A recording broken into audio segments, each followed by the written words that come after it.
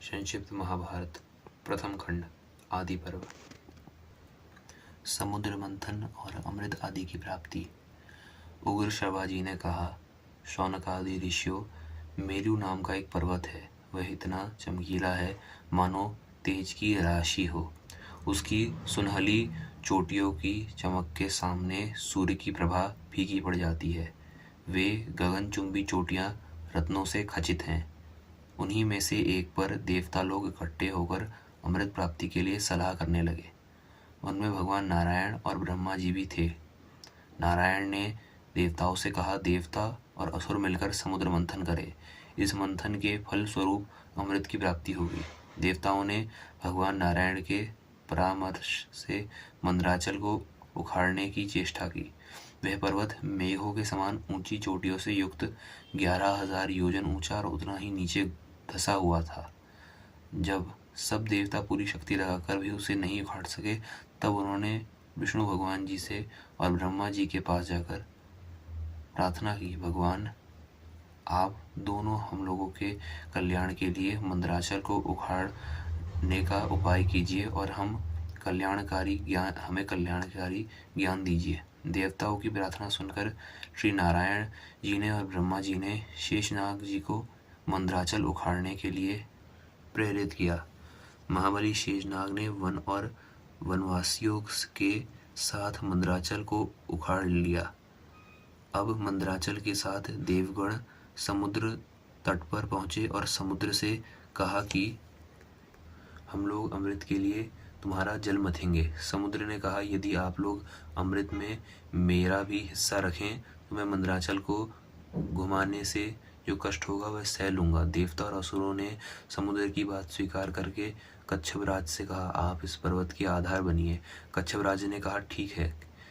यह कहकर मंदराचल को अपनी पीठ पर उन्होंने ले लिया। अब देवराज इंद्र यंत्र के द्वारा मंदराचल को घुमाने लगे। इस प्रकार देवता और असुरों ने मंदराचल की मथानी और वासुकी नाग जी की डोरी बनाकर समुद्र मंथन प्रारंभ किया। वासुकी नाग के मुंह की ओर असुर और पूंछ की ओर देवता लगे थे। बार बार खींचे जाने के कारण वासुकी नाग जी के मुख से धुएं और अग्नि ज्वाला के साथ सांस निकलने लगी। वह सांस थोड़ी ही देर में मेघ बन जाती और वे मेघ थके मदे देवताओं पर जल बरसाने लगती। पर्वत के शिखर से पुष्प की झड़ी लग गई। महामेघ के समान गंभीर शब्द होने लगे। पहाड़ पर के वृक्ष आपस में टकराकर गिरने लगे। उनकी रगड़ से आग लग गई। इंद्र के मेघ के द्वारा जल बरसवाकर उसे शांत किया। वृक्षों के दूध और औषधियों के रस छू छूकर समुद्र में आने लगे। औषधियों के अमृत के समान प्रभावशाली रस और दूध तथा सुवर्णमय मंदराचल की अनेकों दिव्य प्रभावशाली मणियों से चूने वाली जल के स्पर्श से ही देवता अमृतत्व को प्राप्त होने लगे। उन उत्तम रसों के सम्मिश्रण से समुद्र का जल दूध बन गया और दूध से घी बनने लगा। देवताओं ने मत्ते मत्ते थककर ब्रह्मा जी से कहा, भगवान नारायण के अतिरिक्त सभी देवता और असुर थक गए हैं। समुद्र मत्ते मत्ते इतना समय बीत गया परंतु अब तक अमृत नहीं निकला। ब्रह्मा जी ने भगवान विष्णु से कहा, भगवान आप इन्हें बल दीजिए, आप ही इनके एकमात्र आश्रय हैं। विष्णु भगवान जी ने कहा, जो लोग इस कार्य में लगे हुए हैं मैं उन्हें बल दे रहा हूँ। सब लोग पूरी शक्ति लगाकर मंदराचल को घुमावें और समुद्र को शुद्ध कर दें।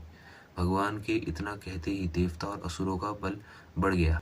वे बड़े वेग से मथने लगे। सारा समुद्र शुद्ध हो उठा। उस समय समुद्र से अगणित किरणों वाला शीतल प्रकाश से युक्त श्वेत वर्ण का चंद्रमा प्रकट हुआ। चंद्रमा के बाद भगवती लक्ष्मी जी और सुरा देवी निकले। उसी समय श्वेत वर्ण का उच्च ही श्रवा घोड़ा भी पैदा हुआ। भगवान नारायण के वक्षस्थल पर शोभित होने वाली दिव्य किरणों से उज्ज्वल कौस्तुभ मणि तथा वांछित फल देने वाले कल्प वृक्ष और कामधेनु भी उसी समय निकले।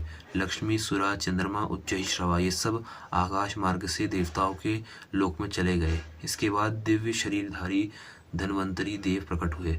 वे अपने हाथ में अमृत से भरा श्वेत कमंडलू लिए हुए थे। वह अद्भुत चमत्कार देखकर दानवों ने कहा, यह मेरा है, मेरा है। ऐसा कोलाहल मच गया। तदंतर 4 श्वेत दांतों से युक्त विशाल ऐरावत हाथी निकला। उसे इंद्र ने ले लिया। जब समुद्र का बहुत मंथन किया गया तब उसमें से कालकूट विष निकला।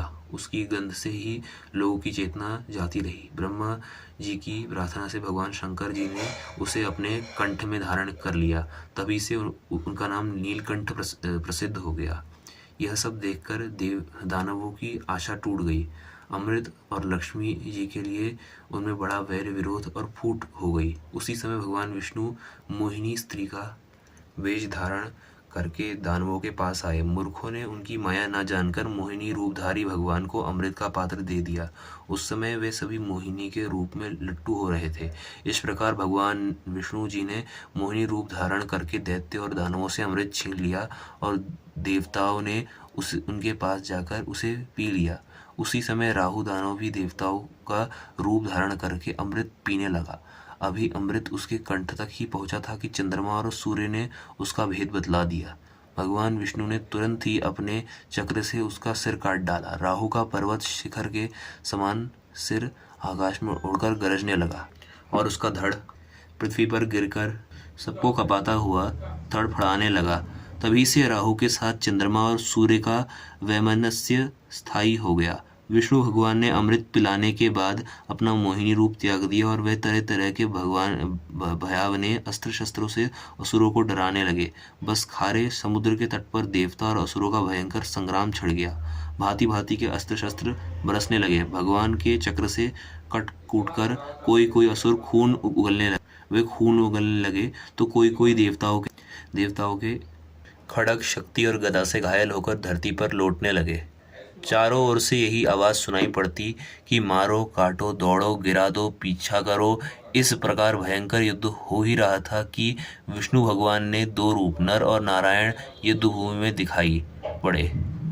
नर का दिव्य धनुष देखकर नारायण ने अपने चक्र का स्मरण किया और उसी समय सूर्य के समान तेजस्वी गोलाकार चक्र आकाश मार्ग से वहां उपस्थित हुआ। भगवान नारायण के चलाने पर चक्र शुक्र दल में घूम घूम कर कालाग्नि के समान सहस्त्र सहस्त्र असुरों का संहार करने लगा। असुर भी आकाश में उड़ उड़कर पर्वतों की वर्षा से देवताओं को घायल करते रहे।